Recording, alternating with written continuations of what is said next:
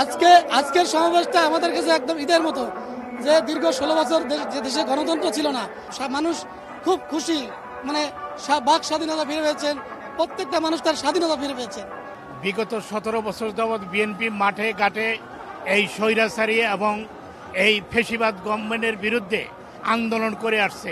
কোটা সংস্কার আন্দোলনে, বৈষম্য বিরোধী ছাত্র আন্দোলনে সবচেয়ে ভূমিকা রাখছে সরাসরি তারেক রহমানের নেতৃত্বে আমাদের বিএনপি এবং ছাত্রদল ব্যাপক ভূমিকা রাখছে।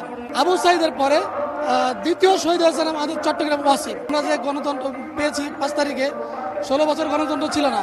এই কোটা সংস্কার আন্দোলনে ছাত্রদের পাশাপাশি, সাধারণ শিক্ষার্থীদের পাশাপাশি আমাদের ছাত্রদলের 50 জন মারা গেছে, শহীদ হয়েছেন, এবং আবু সাইদের পরে দ্বিতীয় শহীদ হয়েছেন আমাদের চট্টগ্রাম ওয়াসিম।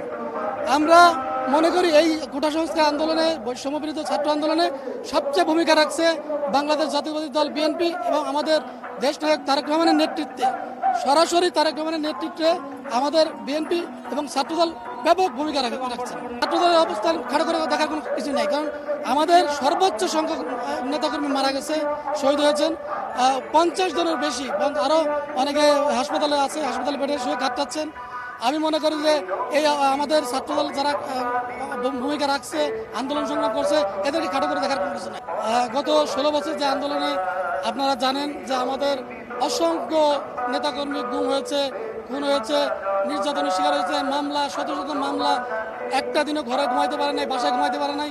আমি মনে করি যে এই যে কোটা সংস্কার আন্দোলন, এই সফলতা, এই যে 16 বছরের যে আমাদের গুম, খুন, হত্যার বহিঃপ্রকাশ হচ্ছে 5 তারিখের যে সফলতা, বিজয়। আজকের সমাবেশটা আমাদের কাছে একদম ঈদের মতো, যে দীর্ঘ 16 বছর যে দেশে গণতন্ত্র ছিল না। আজকে আমরা এই যারা আমাদের নির্যাতন হয়েছে, শহীদ হয়েছেন, তাদের স্মরণে আমরা তাদেরকে শ্রদ্ধা করি, তাদের শ্রদ্ধা রেখে বলছি যে আজকে আমরা একটা ঈদের আনন্দ পালন করছি, যে আজকে একটা মানুষ খুব খুশি, মানে বাক স্বাধীনতা ফিরে পেয়েছেন, প্রত্যেকটা মানুষ তার স্বাধীনতা ফিরে পেয়েছেন।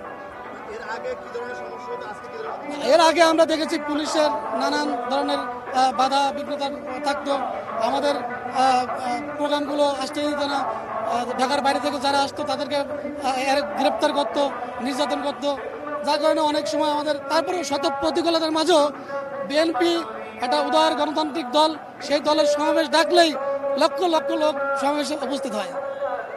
বিগত 17 বছর যাবৎ বিএনপি মাঠে ঘাটে এই স্বৈরাচারী এবং এই ফেসিবাদ গভর্নমেন্টের বিরুদ্ধে আন্দোলন করে আসছে। এই আন্দোলনের ফসলই শেষ মুহূর্তে এই যে হামলা মামলা, বিএনপির উপরে যে অত্যাচার নির্যাতন, আমাদের দেশনেত্রী বেগম খালেদা জিয়ার কারারুদ্ধ করে আমাদের নেতা জনাব তারেক রহমানেরকে মামলা দিয়ে বিদেশে পাঠানো, এই যে বিএনপির উপরে সমস্ত নেতাকর্মীদের লক্ষ লক্ষ মামলা দিয়ে লক্ষ লক্ষ নেতাকর্মীদের যে জেলের অবরুদ্ধ করে রেখেছে, জেল, হামলা মামলা সহ্য করে এই 17 বছর তারা যে আন্দোলন করেছে, সেই আন্দোলনের ফসলই এই ছাত্র এবং জনতার ফসল। এই বিএনপি যদি 17 বছর মাঠে না থাকতো এবং এই ফেসিবাদ গভর্নমেন্টের বিরুদ্ধে রাজনীতি বা আন্দোলন না করতো, তাহলে এই আন্দোলন কোনো সময় সাকসেসফুল হতো না। আজকে যারা মনে করে যে এই আন্দোলন সাকসেসফুল, এই আন্দোলন আসলে বিএনপির নেতাকর্মী, আমাদের নেতার নেতৃত্বে যেভাবে 17 বছর আমরা জেল, জুলুম, হত্যা, মামলা, গুম খুনের অত্যাচারিত হয়েছে, সেই মামলার ফসলই এই 5ই আগস্টের আন্দোলনের ফসল।